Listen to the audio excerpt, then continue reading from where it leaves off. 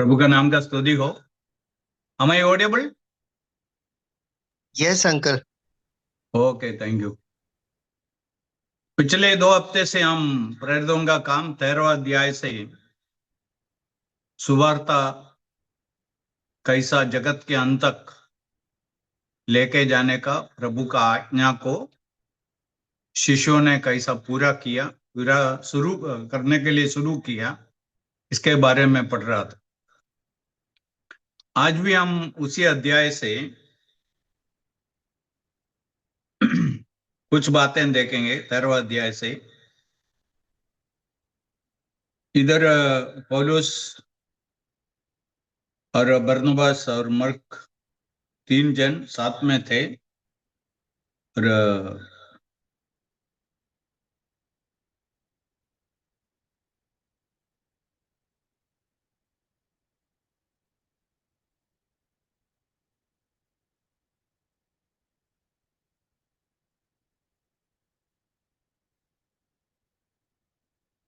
इधर उनका दूसरा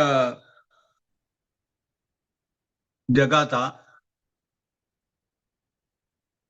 अंत्योक्या। ये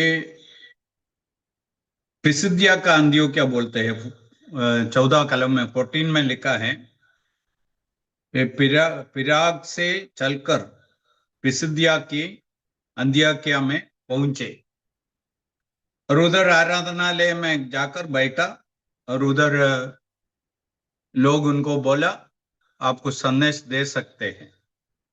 और उधर पौलुस खड़े होके उनको संदेश दे रहा है। अभी ये संदेश जो 16 कलम से लेके इसके आगे हम पढ़ेंगे तो इसका 3 भाग है। पहला है इस्राएलियों को अपने इतिहास के बारे में पौलुस याद दिलाया। पहला बात, इस्राएली लोगों को वे कौन है इसके बारे में उनको याद दिलाया। दूसरा है यीशु मसीह कौन है और यीशु का जन्म मरण आदि विषयों के बारे में उनको समझाया और बताया यीशु ही उद्धार करता है। और आखिरी में पौलुस बोला इस यीशु का क्या जरूरत है हमको, इस यीशु हमारे लिए क्या करेगा और इस यीशु को हम कैसा स्वीकार करना आदि बातों के बारे में बताए। ये तीनों बात थोड़ा थोड़ा संक्षिप्त रूप में हम पढ़ने के लिए कोशिश करेंगे, समझने के लिए कोशिश करेंगे। पहला बात है ये इस्राएली लोगों को अपना इतिहास के बारे में जानकारी दे रहा है। 17 कलम में लिखा है इस प्रजा इस्राएल के परमेश्वर ने हमारे पूर्वजों को चुन लिया। ईश्वर इस्राएल को चुन लिया, अब्राहम को चुन लिया, उनका संतानों को चुन लिया। ये थोड़े समय पहले मैं बताया था 2 मुख्य बातों के लिए ईश्वर उनको चुनाया। चुनने के पीछे 2 मुख्य उद्देश्य था। एक है ये बाइबल ऐसा एक इस अद्भुत पुस्तक ईश्वर का वचन जगत में लाना चाहता था। इसके लिए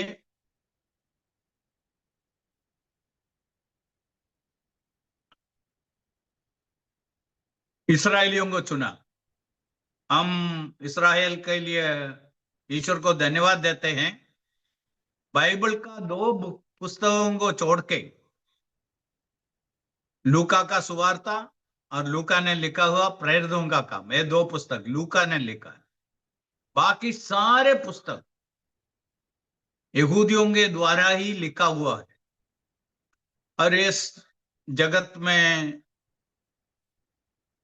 वर्तमान में इसका अनुवाद 2000 से ज्यादा भाषाओं में 2000 से ज्यादा भाषाओं में अनुवाद करके दिया हुआ पुस्तक है। ये जीवन को पूरा परिवर्तन कर देते हैं। जो कोई बाइबल बराबर पढ़ते हैं उसका जीवन बदल डालते हैं। सच्चे दिल से जो बाइबल पढ़ते हैं उनका जीवन को ईश्वर बदल डालेंगे। चलिए, बहुत अद्भुत पुस्तक है। ये जीवन को मार्गदर्शन करने वाला है। मनुष्यों का उद्धार के बारे में उनको बताते हैं, उद्धारकर्ता के बारे में बताते हैं। ऐसा पुस्तक है। ये पुस्तक के लिए ईश्वर को धन्यवाद। ये यहूदी लोगों के द्वारा हमको मिला है। हम यहूदियों के लिए आभारी है। उसने ये पुस्तक बना के दिया। दूसरा, यीशु मसीह जगत का उद्धार करता यहूदियों के द्वारा ही आना था। इस्राएल के द्वारा ही यीशु इस जगत में आया।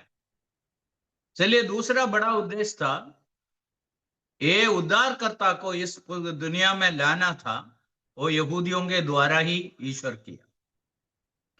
तो आगे हम पढ़ते हैं,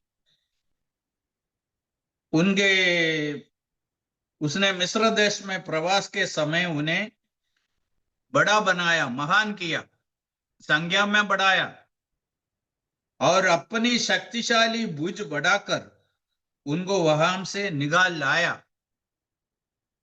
कैसा इस्राएलियों को मिस्र का गुलामी से छुड़ा के लेके आया और बाद में कैसा उसको कनान देश में पहुंचाया और उधर ईश्वर उनको कैसा संभाला अपने नबियों के द्वारा और न्यायाधीशों के द्वारा, बाद में राजाओं के द्वारा, कैसा इस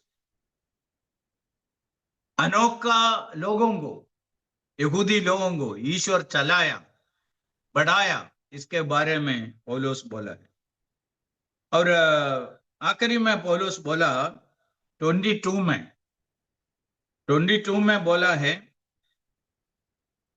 ये शाऊल को हटा के दाऊद को राजा बनाया, दाऊद को राजा बनाया। और 23 में बोला, इसी मनुष्य के वंश से, दाऊद के वंश से परमेश्वर ने प्रतिज्ञानुसार इस्राएल के पास एक उद्धारकर्ता अर्थात यीशु को भेजा। और दाऊद तक आके दाऊद राजा के बारे में बता के बोलते हैं, उसका वंशावली में ईश्वर का प्रतिज्ञा के अनुसार ईश्वर एक उद्धारकर्ता यीशु मसीह को भेजा। और इधर एक बात है, यीशु एक राज कुटुंब में, दाऊद का वंश में, उस वंशावली में यीशु का जन्म हुआ। चलिए, यीशु के बारे में बताने के लिए उनको ये इतिहास सुनाया। तो पहला बात पौलुस क्या किया, उनका इतिहास के बारे में उनको याद दिलाया। उसके बाद पौलुस यीशु के बारे में बोलना शुरू किया। और 23 में उसने बताया, इस मनुष्य के वंशावली में परमेश्वर ने उसका प्रतिज्ञा के अनुसार एक उद्धारकर्ता अर्थात यीशु को भेजा। इधर यीशु का नाम का अर्थ है बचाने वाला, लोगों को अपना पापों से बचाने वाला। एक उद्धारकर्ता को भेजा, यीशु को भेजा बोलेगा तो पूरा नहीं होगा। इस यीशु उद्धार करता है, यीशु हमें बचाने के लिए जगत में आया, यीशु बचाने वाला है। चलिए, उनको सीधा बता दिया, यीशु उद्धार करता है। मनुष्यों को उद्धारकर्ता का क्या जरूरत है? मनुष्य पाप के दंड में है, पाप के बंधन में है, उधर से उनको छुड़ाने वाला, उद्धार करने वाला, बचाने वाले का जरूरत है। और हम खुद हमको बचा नहीं सकता है। दो प्रकार का परिश्रम जगत में चालू है। एक है मनुष्य खुद अपने आप को बचाने के लिए कोशिश करता है। सारे धर्मों के अंदर हम ये देख सकते हैं, क्रिस्ती धर्म में भी ये देख सकता है। लोग कुछ ना कुछ करके करके अपने आप को बचाना चाहते हैं। उन लोग सोचते हैं हम कुछ पुण्य कर्म करेंगे तो हम बच सकते हैं। और बाइबल सिखाता है हमारा पुण्य कर्म सब ईश्वर के सामने मैला कपड़ा के समान है, गंदा कपड़े के समान है। क्योंकि गंदा आदमी से, अशुद्ध आदमी से, पापी मनुष्य से निकलते हुए अच्छे बात ऐसा ही अशुद्ध हो जाते हैं। इसलिए ईश्वर स्वीकार नहीं कर सकते। ईश्वर पैसे पहले मनुष्य को बचाना चाहते हैं। इसलिए मनुष्य खुद अपने आप को बचाना चाहते हैं। और उसी समय बाइबल हमें बताते हैं हमें बचाने के लिए जहां हमसे नहीं हो सकता है, एक उद्धारकर्ता को भेजा, वो है यीशु मसीह। हम यीशु मसीह के लिए धन्यवाद देते हैं। वो जगत का उद्धार करता है। एक ही उद्धार करता है, वो यीशु है। हम सब मनुष्यों को यीशु का जरूरत है। यदि एक आदमी को पाप का दंड से, नाश से, नरक से बचना है, उनके लिए एक ही उद्धार करता है। उस उद्धारकर्ता का नाम है यीशु। इसलिए यीशु के बारे में बताया।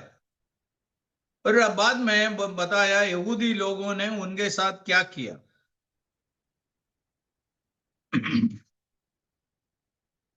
और 26वां कलम में लिखा है 26 में, ये आदरणीय भाइयों, इब्राहिम की संतानों, तुम में से जो परमेश्वर का भय मानते हो, हमारे लिए ही ये उद्धार का वचन भेजा गया।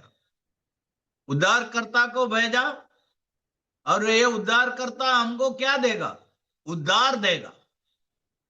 इसके बारे में सारे लोगों को बताने के लिए संदेश भेजा है। उद्धारकर्ता आके उद्धार करेंगे। उद्धारकर्ता का काम है उद्धार करना। ये उद्धारकर्ता बचा उद्धार करना, उनके बारे में प्रचार हो रहा है। ओके। और इन लोग ये समझने के लिए तैयार नहीं था, ना समझा। 27 में लिखा है वे लोग उनको ना समझा। फिर क्या किया? उनके अधिकारियों ने उसे दोषी ठहरा और 28, यदि भी उनके पास उसे मार डालने के लिए कोई आधार नहीं था, फिर भी उन्होंने पिलातुस से मांग की वह मार डाला जाए। पिलातुस को मांगा। उन पर कोई भी दोष नहीं था। हम सुवार्ता पढ़ेगा तो जब पिलातुस बार बार उनको जांचने के बाद, पूछताछ करने के बाद यहूदियों के सामने आके क्या बोला है? मैं इन पर कोई भी दोष नहीं देखा है। इन पर मरण के लिए कोई भी हेतु नहीं है। कोई भी दोष इसने किया नहीं है। ऐसा बोला हुआ व्यक्ति को पिलातुस के ऊपर यहूदियों का इतना प्रेशर होने के कारण, दबाव होने के कारण, पिलातुस आखिरी में यीशु को उनके पास सौंप दिया। इसलिए इस जगत में यीशु 33 साल जिया और उनको जांचने वाला लोग केवल पिलातुस नहीं है, हेरोदास भी उसको जांचा और उन लोग उन पर कोई भी दोष नहीं देखा। निर्दोष होके यीशु हमारे लिए मारा गया। ऐसा कई लोग मुझको पूछा, यीशु मसीह इतना अच्छा आदमी था, फिर क्यों उसको मार डाला? मार डालने का कारण पाप का सजा तो मृत्यु है। पाप का सजा मृत्यु है। जो मनुष्य पाप करते हैं उसको मृत्यु का सजा मिलना है। ये अलंघनीय ईश्वर का नियम, पापी को योग्य सजा मिलना है। यदि पापी को सजा मिलने से उसको बचाना है, क्या कर सकते हैं? उसके जगह दूसरा कोई लेना है। और यीशु मसीह इधर सारे लोगों के लिए उनका पाप का सजा भोगने के लिए अपने आप को सौंप दिया, और ऐसा करके हमारा उद्धारकर्ता बन गया। और समझ लीजिए, हम ऐसा बड़ा बड़ा प्रचार किया हुआ, बड़ा बड़ा चमत्कार किया हुआ एक यीशु के पीछे नहीं है। हमारे लिए अपना जीवन दिया हुआ, हमारा पाप का क्षमा के लिए अपने आप को बलिदान किया हुआ यीशु के पीछे है। सच है, यीशु का प्रचार बहुत बढ़िया है, उनका चमत्कार बहुत अद्भुत है। साथ साथ और उसे बढ़कर हमको समझना है, यीशु चमत्कार करने से हमारा उद्धार नहीं होता था। यीशु का प्रचार सुनने से, यीशु का टीचिंग सुनने से कोई बचेगा नहीं। बचना है तो यीशु हमारे लिए बलिदान होना था। इसलिए हम जगत में ऐसा एक यीशु को प्रचार करते हैं, हमारे लिए बलिदान हुआ, हमारे लिए जीवन दिया, ये यीशु है। कौन कैसा जीवन दिया? एक निर्दोष व्यक्ति, यीशु पर कोई भी पाप नहीं था। देखो, हम इसमें गर्व कर सकते हैं। 33 साल इस जगत में जीने के बाद यदि उनका विरोधी भी उन पर कोई भी प्रकार का दोष नहीं पाया, और उनको जांचने वाला बोलते हैं कोई भी गुनाह नहीं किया, ऐसा एक व्यक्ति है हमारा उद्धार करता, हम उसमें बहुत गर्व कर सकते हैं। ओके, उसके बाद क्या हो गया?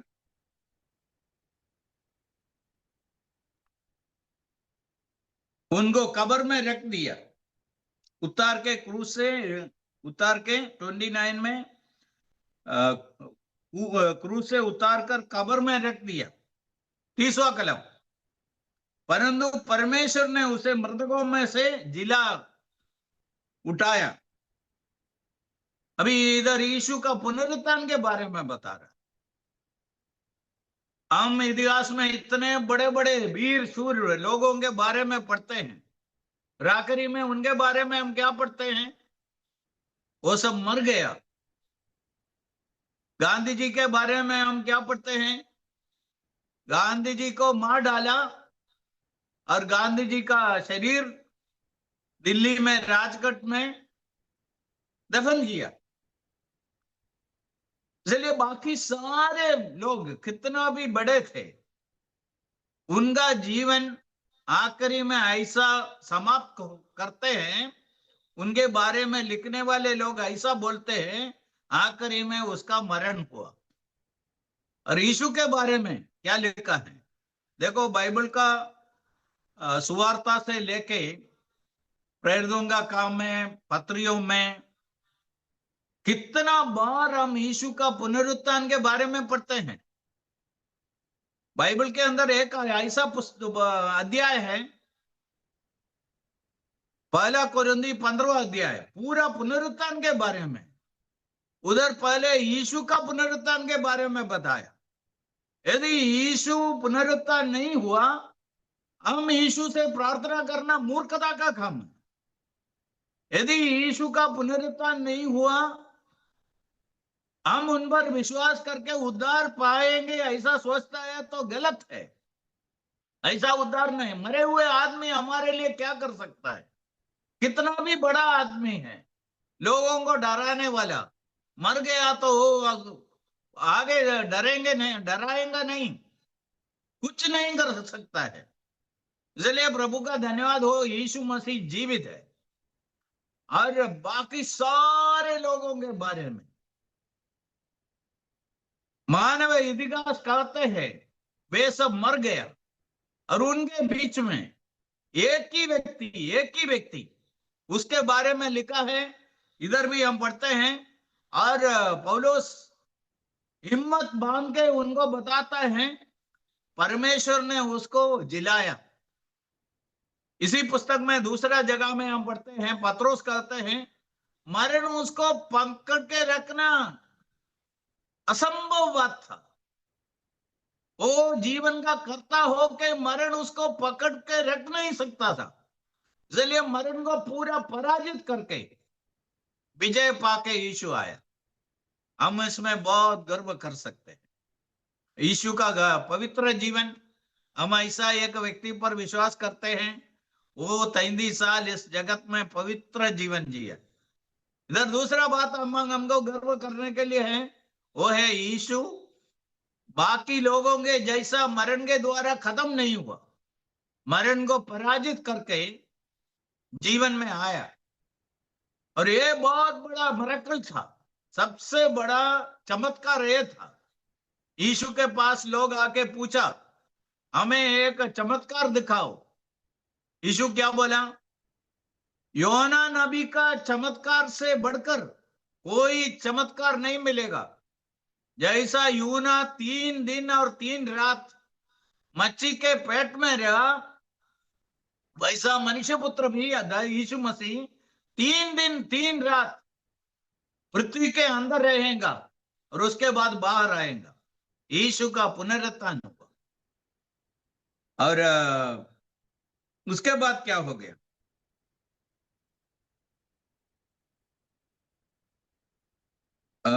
31वां कलम 31, जो उसके साथ गलील से यरूशलेम आए थे उन पर वह कई दिनों तक प्रकट होते रहा। ये कहानी नहीं है। यीशु 40 दिन बार बार लोगों को प्रकट हुआ। और प्रेरितों का काम पहला अध्याय में जब हम पढ़ाई किया, उधर लिखा है कभी भी गलत नहीं हो सकते ऐसा साबुती करके वे जीवित है। यीशु ने दिखाया वे जीवित है। मैं वो कलम थोड़ा पढ़ना चाहता हूं।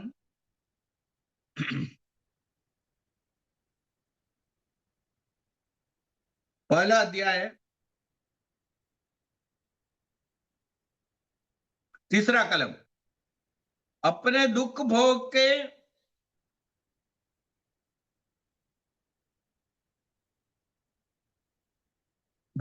तक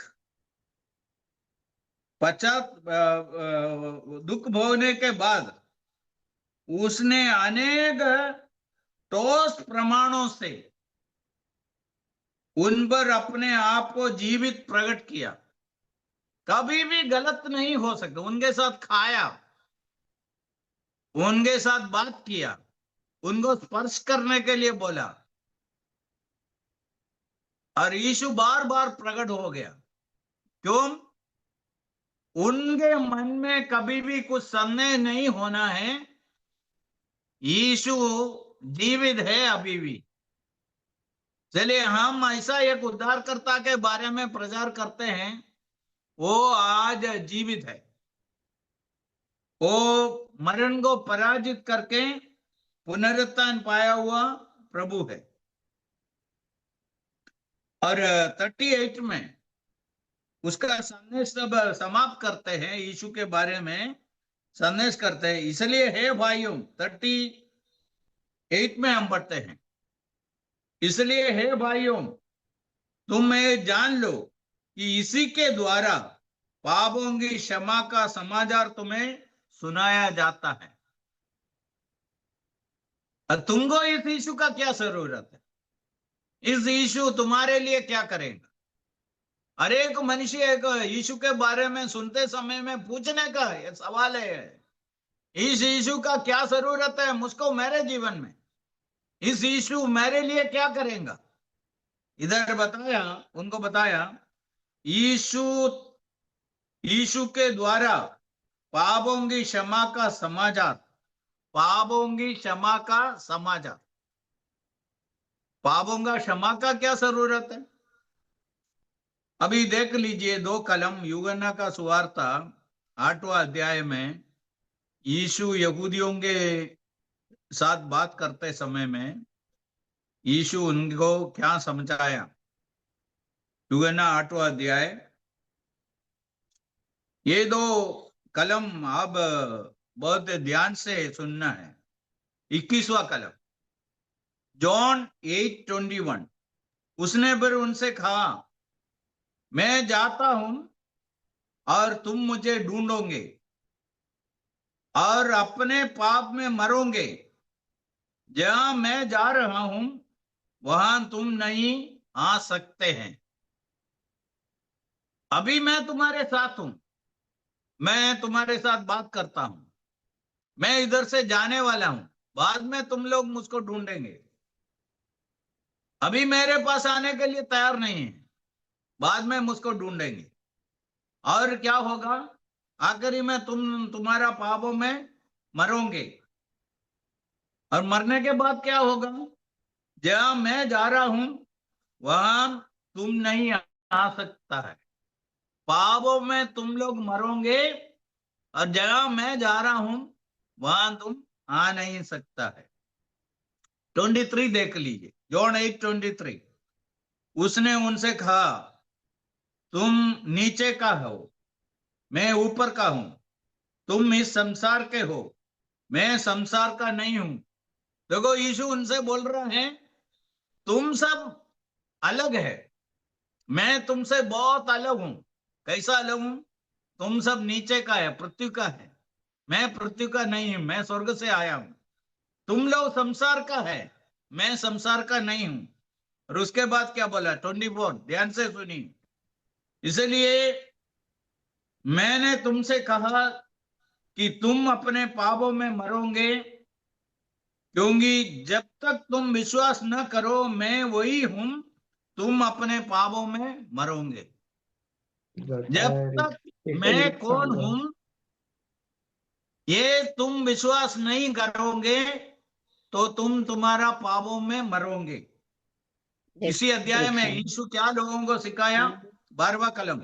यीशु ने फिर से लोगों से कहा, मैं जगत का ज्योति हूं, जो मेरे पीछे हो लेगा वह अंधकार में ना चलेगा वरन जीवन की ज्योति पाएगा। मैं ज्योति हूं, लोगों को अंधकार से बचा के ज्योति में चलाने वाला हूं, ये तुम विश्वास करना है। और यीशु इधर बोल रहा है, ये बात तुम विश्वास ना करोगे तुम्हारा पापों में मरोगे। पापों में मरेगा तो क्या परिणाम निकलेगा? क्या तकलीफ है? तकलीफ तो बहुत है। यीशु बोल रहा है, जहां मैं जा रहा हूं वहां तुम नहीं आ सकते। उधर आना है तो पाप का क्षमा चाहिए। अभी समझ लो, स्वर्ग पवित्र है, ईश्वर पवित्र है। उस पवित्र जगह में उस पवित्र ईश्वर के साथ रहना है तो ईश्वर के द्वारा पवित्रता पाना है, हमारा पुण्य कर्म से नहीं। ईश्वर ही हमारा पाप का क्षमा कर सकता है। इसलिए पाप का क्षमा पाने के लिए यीशु के पास आना पड़ेगा, हमारा पापों को कबूल करना पड़ेगा, तब हमको पाप का क्षमा मिल सकता है। यूहन्ना का पत्री, पहला अध्याय 7वां अध्याय कलम में बताया, यदि तुम तुम्हारा पापों को मानेगा, ईश्वर के पास जाके कबूल करे, वो तुम्हारा पापों को क्षमा करने के लिए धर्मी है, तैयार है। जब तुम तुम्हारा पापों को माने, कबूल करेगा, ईश्वर के पास जाके खाली इतना ही प्रार्थना करना है। लूका का सुवार्ता 18 में हम पढ़ते हैं, 2 जन मंदिर में प्रार्थना करने के लिए गए। एक फरीसी है, दूसरा एक चुंगी लेने वाला है। फरीसी अपने बारे में बहुत बड़ा बड़ा बातें बोला, मैं बहुत प्रार्थना करता हूं, उपवास करता हूं, दान देता हूं, ऐसा अपने आप को बढ़ाया और ऐसा प्रार्थना कर रहा। चुंगी लेने वाला क्या किया? बहुत दूर खड़े होके छाती पर मार के ऐसा प्रार्थना किया, मुझ पापी पर दया कर। इसलिए एक पापी को बचाने के लिए इतना छोटा एक प्रार्थना करना, मेरे ऊपर दया कर, मैं पापी हूं, मैं खुद बचा नहीं सकता हूं, बचाने वाला तुम एक ही है, इसलिए मेरा जीवन मैं तुम्हारे हाथों में देना चाहता हूं। ऐसा कोई भी व्यक्ति प्रार्थना करेंगे, उसको पाप का क्षमा मिलेगा। पाप का क्षमा के बिना एक व्यक्ति इस जगत को छोड़ के जाता है तो, यीशु इधर बोलता है, मैं नहीं बोलता हूं। यूहन्ना 8 का 21 से लेके हमने जो पढ़ा, यीशु एकदम सरल शब्द में बोला, मैं जगत का ज्योति हूं, मैं अंधकार से लोगों को ज्योति में लाने के लिए आया हूं। मुझ पर जो विश्वास करते हैं वो अंधकार में नहीं चलेगा, वो जीवन का ज्योति में चलेगा। ये मानने के लिए तुम तैयार नहीं है, मेरे पास आने के लिए तैयार नहीं है, परिणाम क्या निकलेगा? तुम तुम्हारे पाप में मरोगे। पाप में मरेगा तो क्या परिणाम? तुम जहां मैं जाता हूं, स्वर्ग में जाता हूं, बाद में यीशु बोला, मैं स्वर्ग में वापस जाने वाला हूं, मैं मेरा काम पूरा करके वापस जहां से मैं आया वहां जा रहा हूं, और उस जगह में तुमको आ नहीं सकता है। इसलिए लोगों को पाप का क्षमा का क्या जरूरत है? लोग आज पाप का क्षमा के लिए बहुत कुछ कर रहा है, बहुत कुछ कर रहा है, यात्रा कर रहा है, दान धर्म कर रहा है, पुण्य कर्म कर रहा है, स्नान ले रहा है, उपवास कर रहा है, बहुत कुछ लोग कर रहे हैं। ये सब लोगों को बचाएगा नहीं। ईश्वर हमारा पाप का निवारण के लिए एक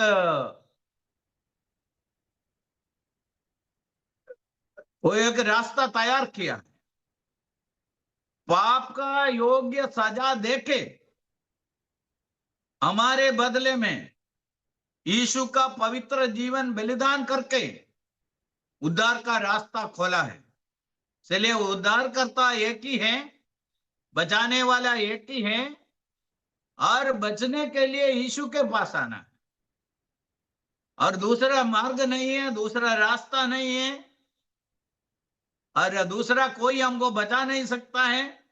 इसलिए मैं लोगों को बार बार बताता हूं, हमारे चर्च के द्वारा कोई स्वर्ग में नहीं जाएगा। इसलिए हम ऐसा कोशिश नहीं करता है लोगों को हमारे चर्च में लाने के लिए। और क्रिस्ती धर्म, क्रिश्चियन रिलीजियन किसी को बचाएगा नहीं, और क्रिश्चियन घर में पैदा होने से कोई बचेगा नहीं, क्रिश्चियन नाम होने से कोई बचेगा नहीं, और क्रिश्चियन चर्च में मेंबरशिप होने से कोई बचेगा नहीं, हमारे चर्च के द्वारा भी कोई बचेगा नहीं।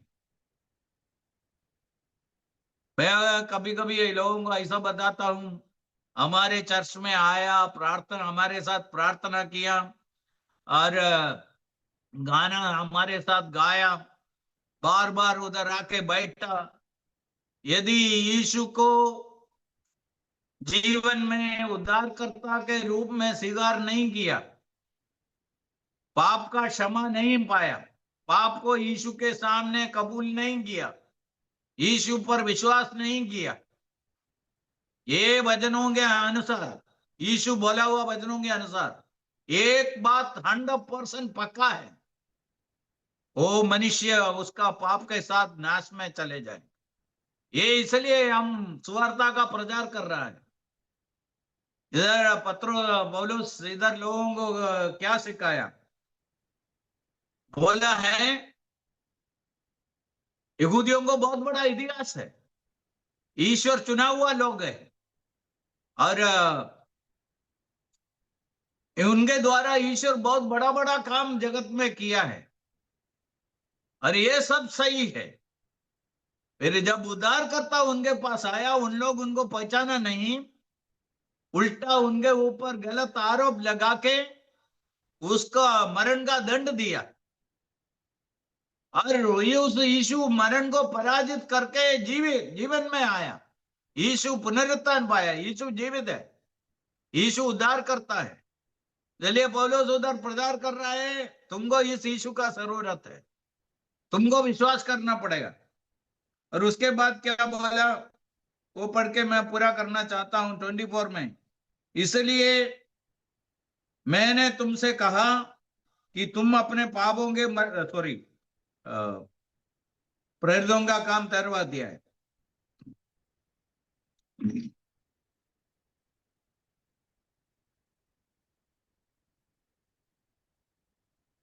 उसका 38। इसलिए हे भाइयों,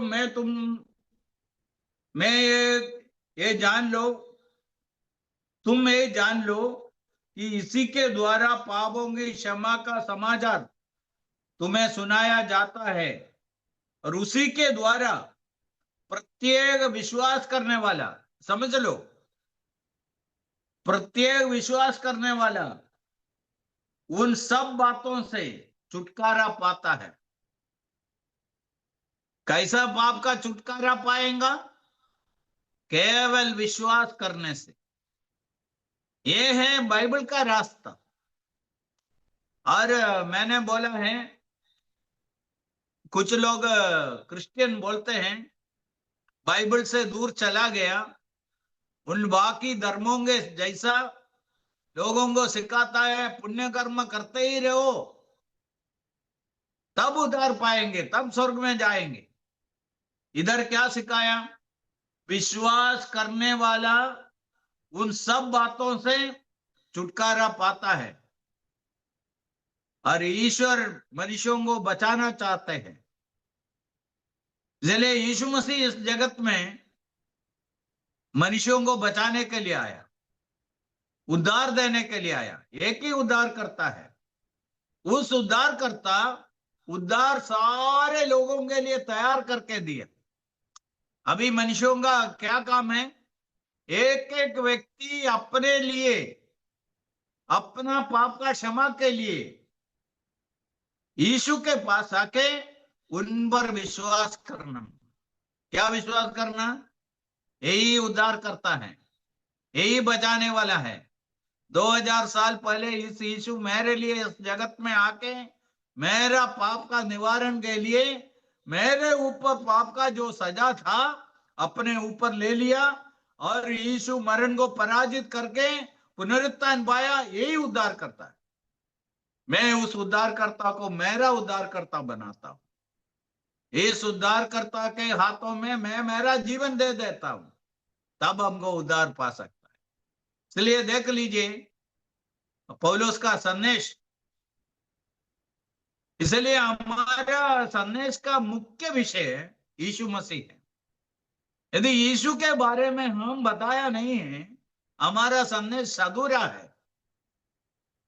यदि पौलुस उनको अपने इतिहास के बारे में, यहूदियों के इतिहास के बारे में, अब्राहम के बारे में, मूसा के बारे में और शमूएल के बारे में वो सब बताया, दाऊद के बारे में उधर उधर तक बोल के पूरा करके आगे कुछ बताया नहीं है, तो उन लोगों के साथ बहुत अन्याय कर रहा था। उधर वो इतिहास सब बताने के बाद बोला इस जगत में दाऊद का वंशावली में एक उद्धार करता है, वो उद्धार करता यीशु मसीह है।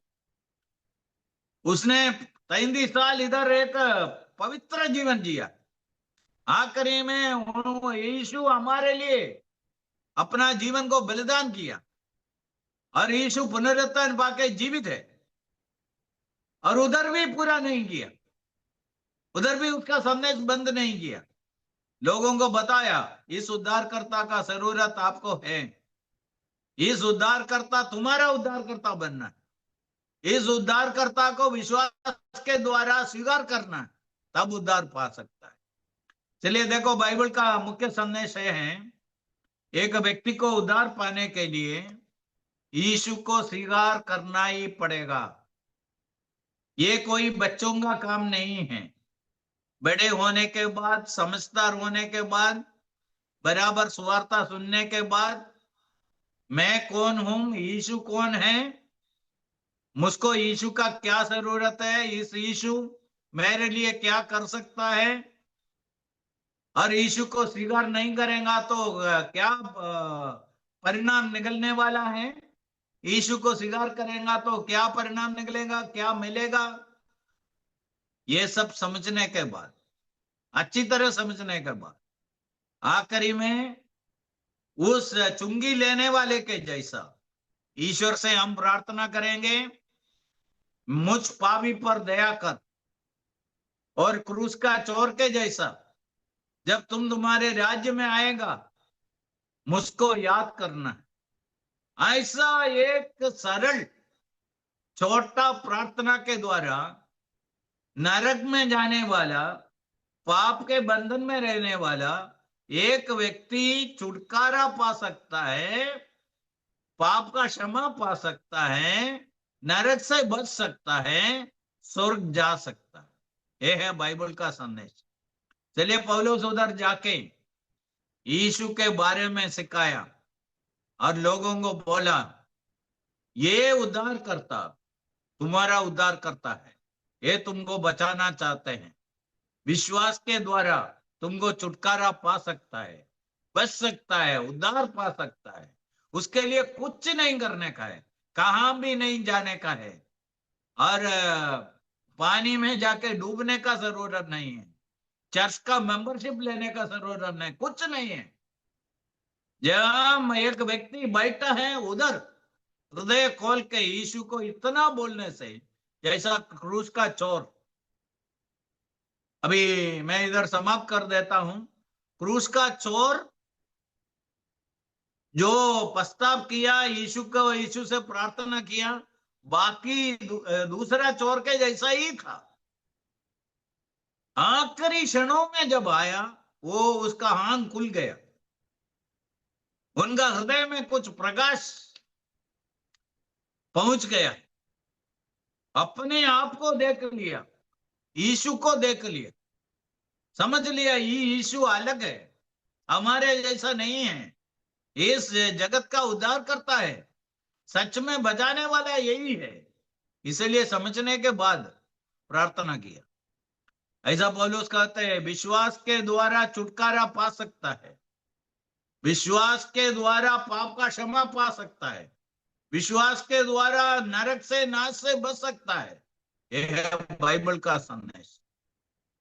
और एक व्यक्ति को उद्धार पाने के लिए इस जगत छोड़ के जाते समय में यदि नाश से, नरक से, ईश्वर का दंड से, ईश्वर का क्रोध से बचना है तो आज वर्तमान में जब जीवित है, सोच सकते हैं, समझ सकते हैं, सुन सकते हैं, उस समय यीशु को अपना उद्धारकर्ता के रूप में स्वीकार करना। यदि इस वचन सुनने वालों में कोई भी, आज नहीं है बाद में भी यूट्यूब के द्वारा सुनते हैं, प्रभु आपको ऐसा करवा दे, आपका बुद्धि को खोल दे, एक ही बचाने वाला है, वो बचाने वाला आपके लिए अपना जीवन को बलिदान किया हुआ यीशु मसीह है। उस यीशु आपको बचाना चाहते हैं, अनंत काल का नाश से, नरक से बचाना चाहते हैं। यदि तुम मुझ पर विश्वास न करोगे, तुम तुम्हारे पाप में मरोगे, जहां मैं जा रहा हूं वहां तुम नहीं आ सकते। बाइबल का संदेश एकदम क्लियर है।